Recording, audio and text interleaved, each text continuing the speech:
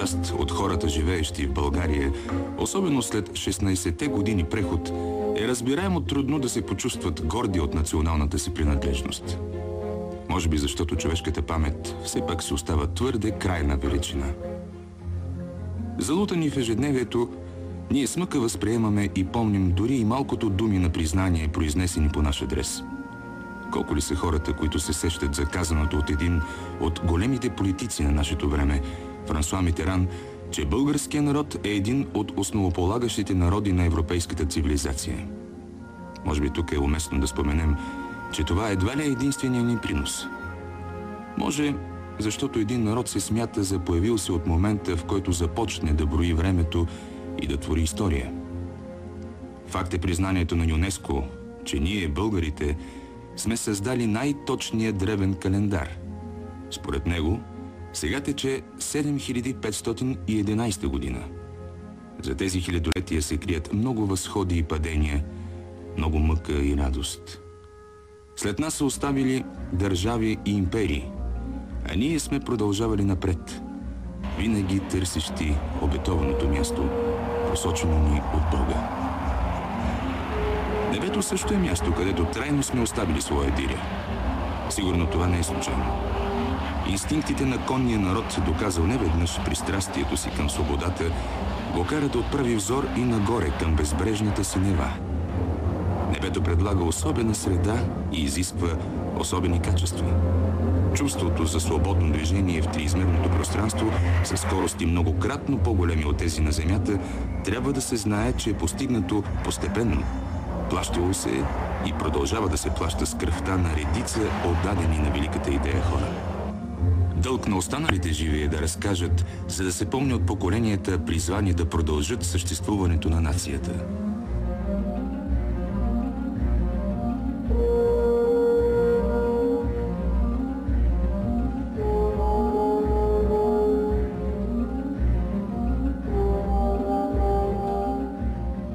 Началото е дадено по време на първото международно изложение в Пловдив през 1892 година, където френският въздухоплавател Еужен Годар извършва демонстрационни издигания със своя балон Ла Франс. При някой от тях, освен него, в гондолата за първи път изпитват емоцията на висините и неколцина българи. Двама са офицери – поручик Костадин Кънчев и подпоручик Васил Златаров. 10 години по-късно поручик Златаров вече е изпратен да се обучава в въздухоплавателната школа в Санкт-Петербург, Русия. Това е и първото усилие на българската държава в овладяването на третото измерение. Още в началото на 1906 година са предприети първите стъпки за създаване на въздухоплавателно формирование. То е факт на 23 февруари 1906 година. Датата на юридическото основаване на въздухоплавателното отделение е 20 април същата година, когато с височайши указ номер 28 е поставено сформирането му в състава на железопътната дружина.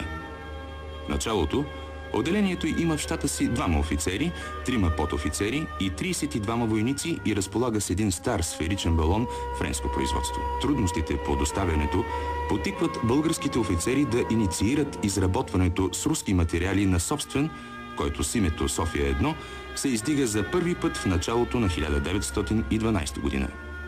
Балонът, заедно с първия закупен от Франция аероплан Блерио, участва в шуменските военни маневри през септември същата година.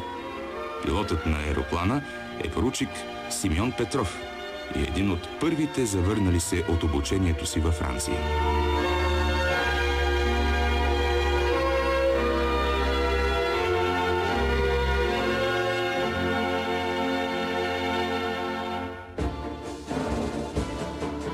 Бойното кръщение на българското въздухоплаване е на 15 октомври в 9 часа на 15 км северозападно от Одрин, когато е реализирано и първото издигане на военен балон в реална бойна обстановка. На следващия ден, поддържан от крепостната артилерия, гарнизонът предприема излъз в направление на село Кемал. Балонното отделение, използвайки благоприятните метеорологични условия, осъществява поредно издигане на височина 600 метра, от която капитан Йордан Казанджиев, въпреки обстрела на приближилия се на километър и половина неприятел, изпраща донесения за придвижването на неговата пехота, кавалерия и дислокацията на полевата му артилерия. на противника са нанесени чувствителни загуби и придвижването му е спряно. След въздухоплавателите, поручиците Радул Милков и Продан Таракчиев се издигат във въздуха на крилете на биплан Албатрос, за да разузнаят района на Одрин, Кадънкьой, Папастепе. Разкрити са местоположението на противникови войски. При този полет на 16 октомври те пускат няколко ръчни гранати над гара Караагач, с което се поставя началото на бомбардиране с авиация българската армия. Благодарение на техните сведения, успешно отразен контраудара на неприятеля.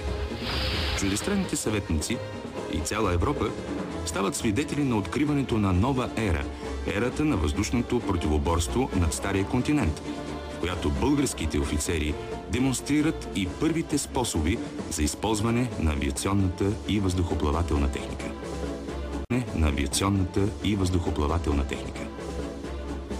Освен за разузнаване, над Одрин са хвърлени позиви. Правят се и опити за фотографиране от въздуха и се използват боеприпаси за бомбардиране на неприятеля. Общо за целия период на Първата Балканска война са изпълнени 230 полета в 37 летателни дни, от които 11 са за бомбардиране. За първи път столица на воюваща държава, в случай Истанбул, е разузнавана и заплашена от нанасянето на удар от въздуха. Отработват се последователния и едновременния способ за бойни действия. Използва се летищен маньовър. Развръщат се резервни, запасни и летища за дозареждане с гориво и боеприпаси. Всичко това е за първи път в историята на българското въздухоплаване и авиация. Изброените приноси на българските военни